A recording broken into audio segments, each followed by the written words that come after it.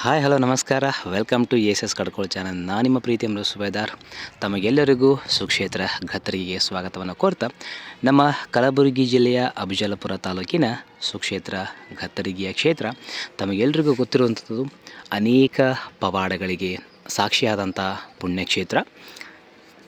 Especially ಏನಪ್ಪ ಅಂದರೆ ಶುಕ್ರವಾರ ಸಿಟಿಗಳು ಕೂಡ ಪ್ರಾರಂಭವಾಗಿರ್ತಕ್ಕಂಥದ್ದು, ಅದನ್ನು ಕೂಡ ಸಂಪೂರ್ಣ ನೋಡುವಂತೆ. ಜೊತೆಗೇನಪ್ಪ ಅಂತಂದರೆ ಈ ಒಂದು ಮಹಾನ್ ಕ್ಷೇತ್ರಕ್ಕೆ ಬರುವಂಥ ಸಾವಿರಾರು ಲಕ್ಷಾಂತರ ಭಕ್ತಾದಿಗಳು ಬಂದು ಈ ಒಂದು ಭೀಮಾ ನದಿಯಲ್ಲಿ ನೋಡ್ಬೋದು, ತುಂಬಿ ಹರಿಯುತ್ತಿರುವ ಭೀಮಾ ನದಿಯಲ್ಲಿ ಮಿಂದೆದ್ದು ಆ ಒಂದು ತಾಯಿಯ ದರ್ಶನಕ್ಕೆ ತೆರಳುವಂಥದ್ದು.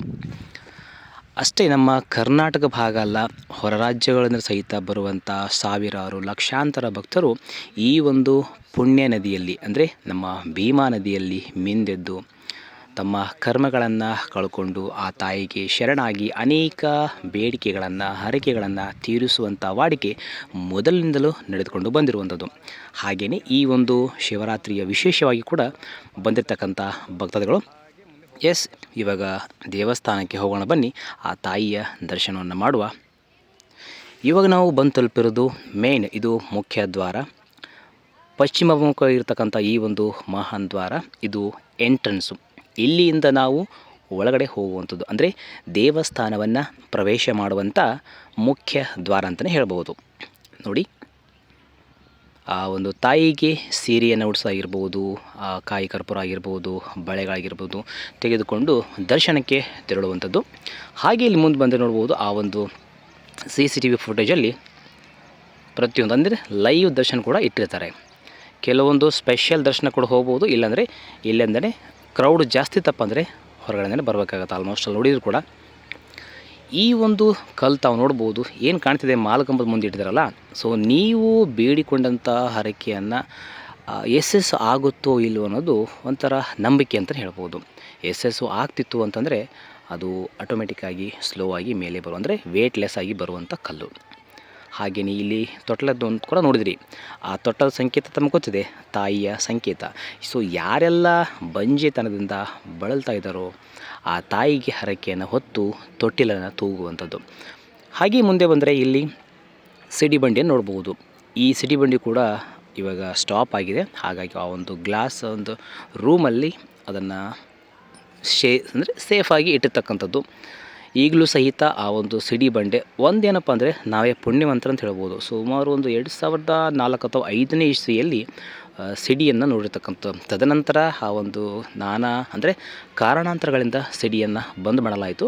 ಹಾಗಾಗಿ ಇವಾಗ ಸಿಡಿಯನ್ನು ಆ ಕಂಬದ ಮುಖಾಂತರ ಆಡೋದನ್ನು ಬಿಟ್ಟು ಈ ಥರ ನೆಲ ಸಿಡಿ ಈಗಲೂ ಸಹಿತ ಪ್ರಾರಂಭದಲ್ಲಿ ಅಂದರೆ ನಡೆದುಕೊಂಡು ಬರ್ತಾ ಇರ್ತಕ್ಕಂಥದ್ದು.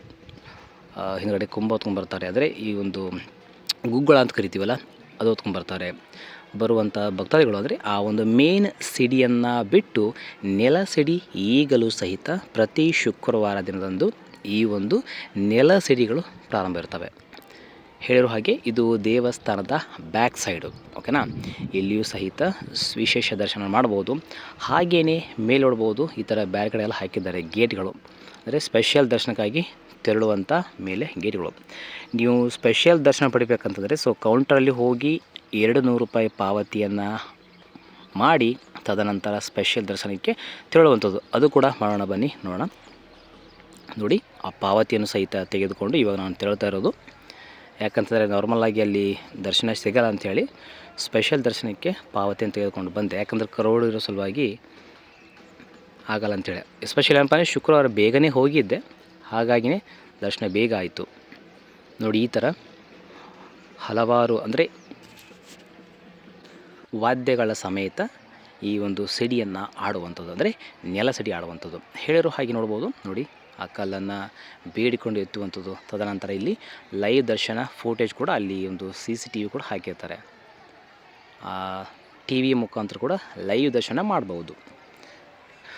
ಅದರಂತೆ ಇನ್ನೊಂದು ಮರ್ತಿದ್ದೆ, ಏನಪ್ಪ ಅಂತಂದರೆ ಸ್ಪೆಷಲ್ ತಮಗೆ ಗೊತ್ತಿದೆ, ಶಿವಪುರ ಅಂತಕ್ಕಂಥ ಗ್ರಾಮದಿಂದ ಇಬ್ಬರು ಅಕ್ಕ ತಂಗಿಯರು ಇರ್ತಾರೆ. ಅಕ್ಕ ಸಾಯಲಿ, ಅಕ್ಕನ ಗಂಡ ಪತಿಯಾಗಲಿ ಅಂಥೇಳಿ ಹರಕೆಯನ್ನು ಹೊತ್ತಿರ್ತಕ್ಕಂಥದ್ದು. ನಾವು ಏನು ಸಿಡಿಯನ್ನು ಆಡ್ತೀವಲ್ಲ, ಸಿಡಿಯನ್ನು ಆಡೋಕ್ಕಿಂತ ಮುಂಚೆ ನಾವು ರೆಡಿಯಾಗಿ ಬಂದು ಆ ಒಂದು ವಾಲಗ ಸಮೇತ ಬಂದಿರ್ತಾರಲ್ಲ, ಅಲ್ಲಿ ನಾವು ಏನನ್ನು ಹರಕೆಯನ್ನು ಹೊತ್ಕೊಂಡಿದ್ದೀವಿ ಅಂಥೇಳಿ ಪ್ರಸ್ತಾಪವನ್ನು ಮಾಡುವಂಥದ್ದು. ಅದು ಒಳ್ಳೆಯದು ಕೆಡುಕು ಏನು ಮತ್ತೊಂದು ಸತ್ಯ ಸುಳ್ಳುಗಳನ್ನು ಆ ಪರೀಕ್ಷೆ ನಡೆಯುವಂಥದ್ದು. ಹಾಗೆ ಕೂಡ ಇದು ತಮ್ಮ ಕತೆ ಗೊತ್ತಿದೆ. ಅಕ್ಕ ಸಾಯಿಲಿ ಅಂತ ಹೇಳಿಬಿಟ್ಟು ಅಕ್ಕನ ಗಂಡ ಪತಿಯಾಗಲಿ ಅಂಥೇಳಿ ಬೇಡಿಕೊಂಡಂಥ ಒಂದು ದೃಷ್ಟಾಂತ ತಮಗೆಲ್ರಿಗೂ ಗೊತ್ತಿದೆ. ಹಾಗೆಯೇ ಆ ಸಿಡಿಯನ್ನು ಆಡೋಕ್ಕಿಂತ ಮುಂಚೆ ಎಲ್ಲ ತಾವೇನೆಲ್ಲ ಒಳ್ಳೆಯ ಕಾರ್ಯಗಳ ಬಗ್ಗೆ ಬೇಡ್ಕೊಂಡಿದ್ದರೋ ಅದನ್ನು ಕೂಡ ಜನರ ಸಮ್ಮುಖದಲ್ಲಿ ಪ್ರಸ್ತಾಪವನ್ನು ಮಾಡುವಂಥದ್ದು. ಆಮೇಲೆ ಆ ಕತೆ ಕೂಡ ಕೇಳಿದಿರ, ಏನೆಲ್ಲ ಆ ತಂಗಿಗೆ ಆಯಿತು, ತದನಂತರ ಅಕ್ಕ ತೀರ್ಕೊತಾಳೆ, ಅಕ್ಕನ ಗಂಡಗೆ ಮದುವೆ ಆಗ್ತಾಳೆ. ಆಮೇಲೆ ಸಿಡಿ ಆಡುವಂಥ ಟೈಮಲ್ಲಿ ಬೇಡ್ಕೊಂಡಿದ್ದು ಆ ಪೂಜಾರಿಯ ಕಿವಿಯಲ್ಲಿ ಹೇಳ್ತಾಳೆ. ಬಟ್ ಜನರು ಎಲ್ಲರೂ ಕೇಳ್ತಾರೆ, ಕ್ಯೂರಿಯಾಸಿಟಿ ಹೌದಲ್ವಾ, ಏನು ಹರಕೆ ಇತ್ತು ಅಂಥೇಳಿ. ಸತ್ಯ ಇದ್ದರೆ ಕೊಂಡಿ ಚುಚ್ತಾ ಇತ್ತು, ಸೊ ಸುಳ್ಳಿದ್ರೆ ಚುಚ್ಚುತ್ತಾ ಇರಲಿಲ್ಲ. ಹಾಗಾಗಿನೇ ಇವಾಗಲೂ ಸಹಿತ ಬಟ್ ಕೊಂಡೆಗಳು ಇವಾಗ ಚುಚ್ಚೋಲ್ಲ, ಆವಾಗ ಸ್ಟಾಪ್ ಮಾಡಿದ್ರಲ್ಲ, ಹಾಗಾಗಿ ಅವಾಗಿಂದ ಇಲ್ಲಿವರೆಗೂ ಕೊಂಡೆಗಳನ್ನು ಚುಚ್ಚೋದಿಲ್ಲ. ಬಟ್ ಆ ಕೊಂಡೆಗಳನ್ನು ಮೇಲೆ ಹೆಗಲ ಮೇಲೆ ಒಂದು ಸ್ವಲ್ಪ ಹಾಕಿ ಅವರೇನು ಕೈಂಕರ್ಯಗಳು ಕೈಗೊಳ್ತಾರೋ ಆ ಥರ ಒಂದು ವಾಡಿಕೆ ನಡೀತಾ ಇದೆ ಇವಾಗಲೂ ಕೂಡ. ಬಟ್ ಅದು ಸ್ಟಾಪ್ ಅಂತೂ ಆಗಿಲ್ಲ, ಈಗಲೂ ಕೂಡ ಆ ಹರಕೆಯನ್ನು ತೀರಿಸ್ಬೋದು. ಅದೇ ರೀತಿ ಇಲ್ಲಿ ಹೊರಗಡೆ ಬಂದರೆ ಒಂದು ವಿಶಾಲವಾದಂಥ ಪ್ರಾಂಗಣ ಇರ್ತಕ್ಕಂಥದ್ದು. ಈ ಒಂದು ಪ್ರಾಂಗಣದಲ್ಲಿ ಸ್ಪೆಷಲಾಗಿ ಅಮಾವಾಸ್ಯೆಗೊಮ್ಮೆ, ಹುಣ್ಣಿಮೆಗೆ, ಹೀಗೆ ಯಾವುದಾದ್ರು ಸ್ಪೆಷಲ್ ಒಕೇಶನ್ಸ್ ಇತ್ತು ಅಂತಂದರೆ ಭಜನೆ ಕಾರ್ಯಕ್ರಮ ಆಗಿರ್ಬೋದು, ವಿವಿಧ ಸಾಂಸ್ಕೃತಿಕ ಕಾರ್ಯಕ್ರಮಗಳು ಹಮ್ಮಿಕೊಳ್ತವೆ. ಲೈಕ್ ಮದುವೆಗಳಾಗಿರ್ಬೋದು, ಬೇರೆ ಬೇರೆ ಹೀಗೆ ಹಲವಾರು ಕಾರ್ಯಕ್ರಮಗಳು ಜರುಗುವಂಥದ್ದು. ಪುರಾಣ ಪ್ರವಚನ ಕಾರ್ಯಕ್ರಮ ನೋಡಿ, ಶಿವರಾತ್ರಿ ಸಲುವಾಗಿ ಪ್ರವಚನ ಕಾರ್ಯಕ್ರಮಗಳು ನಡೆದಿರ್ತಕ್ಕಂಥದ್ದು. ಅದರಂತೆ ಈ ಒಂದು ಮುಖ್ಯ ದ್ವಾರ, ಅಲ್ಲೇನು ಫಸ್ಟಿಗೆ ನಾವು ಎಂಟ್ರೆನ್ಸ್ ತೊಗೊಂಡು ಬಂದ್ವಿ, ಇದು ಎಕ್ಸಿಟ್ ಗೇಟ್ ಅಂದರೆ ಲೈಕ್ ಎಕ್ಸಿಟ್ ಡೋರ್. ಇದು ಉತ್ತರ ಭಾಗಕ್ಕೆ ಇರುವಂಥ ಮೇನ್ ಡೋರ್ ಇದು ನೋಡಿ. ದರ್ಶನವನ್ನು ಪಡೆದುಕೊಂಡು ಎಲ್ಲರೂ ಸಹಿತ ಇಲ್ಲಿ ಬಂದು ವಿಶ್ರಾಂತಿಯನ್ನು ಪಡೆಯುವಂಥ ಸ್ಥಳ. ತಮ್ಮ ಪ್ರಸಾದವನ್ನು ಕೂಡ ಸೇವಿಸ್ಬೋದು, ಕೆಲವರು ಸೇವಿಸ್ತಾರೆ ಇಲ್ಲಿ. ಇಲ್ಲಾಂತಂದರೆ ಒಂದು ಸಪ್ರೇಟಾಗಿ ಪ್ರಸಾದ ಕೂಡ ಇರ್ತದೆ ಡೈಲಿಯಲ್ಲಿ, ಅದು ಕೂಡ ಸಪ್ರೇಟ್ ಇದೆ ಮಂಟಪ. ಇವಾಗ ಹೊರಗಡೆ ಹೋಗೋಣ ಬನ್ನಿ. ಕಾಯಿ ಹೊಡೆಯುವಂಥ ಸ್ಥಳ ಆಗಿರ್ಬೋದು, ಅಗ್ಗಿಕೊಂಡ ಆಗಿರ್ಬೋದು, ಅದನ್ನು ಕೂಡ ನೋಡೋಣ ಬನ್ನಿ ಈಗ. ಸೊ ಬೇಗ ಹೋಗಿರೋ ಕಾರಣ ಜನಗಳು ಸ್ವಲ್ಪ ಕಮ್ಮಿ ಇತ್ತು, ಯಾಕಂದರೆ ಬೆಳಿಗ್ಗೆ ಕಮ್ಮಿ. ಸೊ ಬೇರೆ ಬೇರೆ ನಾನಾ ಭಾಗಗಳಿಂದ ಜನಗಳು ಬರಬೇಕಲ್ವ, ಸ್ವಲ್ಪ ಟೈಮ್ ತಗೊಳ್ತದೆ. ಒಟ್ಟಾರೆ ಹೇಳಬೇಕಂದ್ರೆ ಈ ಒಂದು ಪುಣ್ಯಕ್ಷೇತ್ರ ಗತ್ತರಗಿಗೆ ಬಂದಂಥವ್ರು ಯಾರೂ ಕೂಡ ಬರಿಗೆಯಿಂದ ಇಲ್ಲಿವರೆಗೂ ಹೋಗಿಲ್ಲ. ತಾವೇನೇ ಹರಕೆಗಳನ್ನು ಬೇಡ್ಕೊಂಡರೂ ಸಹಿತ ಎಲ್ಲ ಹರಕೆಗಳು ಸಹಿತ ಈಡೇರಿಸುವಂಥ ಆ ಮಹಾನ್ ತಾಯಿ ಭಾಗ್ಯವಂತಿ ದೇವಿ. ಹೆಸರಲ್ಲಿ ಇರ್ತಕ್ಕಂಥದ್ದು ಭಾಗ್ಯವಂತಿ. ಸೊ ಭಾಗ್ಯಗಳನ್ನು ನೀಡುವಂಥ ತಾಯಿ ಆ ಭಾಗ್ಯವಂತಿ ದೇವಿ ಅಂತ ತಿಳಿಸ್ತಾ, ಇದೇ ರೀತಿ ಮತ್ತೆ ಹಲವಾರು ವಿಷಯಗಳನ್ನು ತಗೊಂಡು ನಿಮ್ಮ ಮುಂದೆ ಬರ್ತಾ ಇರ್ತೀನಿ. ಜೊತೆಗೇನಪ್ಪ ಅಂತಂದರೆ ಈ ಒಂದು ಕ್ಷೇತ್ರದ ಮಹಿಮೆ ತಾವೆಲ್ಲರೂ ನೋಡಿರ್ತೀರ, ಕೇಳಿರ್ತೀರ.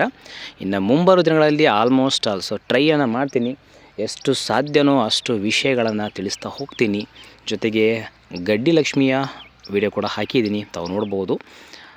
ಅಂದರೆ ಪ್ರಪ್ರಥಮವಾಗಿ ಆ ಭಾಗ್ಯವಂತಿ ದೇವಿ ಬಂದು ನೆಲೆಸಿರ್ತಕ್ಕಂಥ ಸ್ಥಳವೇ ಗಡ್ಡಿ ಲಕ್ಷ್ಮಿ. ತದನಂತರ ಆ ಒಂದು ಸ್ಥಳದಿಂದ ಈ ಊರಿಗೆ ಕರೆದುಕೊಂಡು ಬಂದು ಈ ಒಂದು ಗಾಜಿನಗಂಬ ಈ ಒಂದು ಸ್ಥಳದಲ್ಲಿ ಸ್ಥಾಪನೆಯನ್ನು ಮಾಡಿರ್ತಕ್ಕಂಥದ್ದು.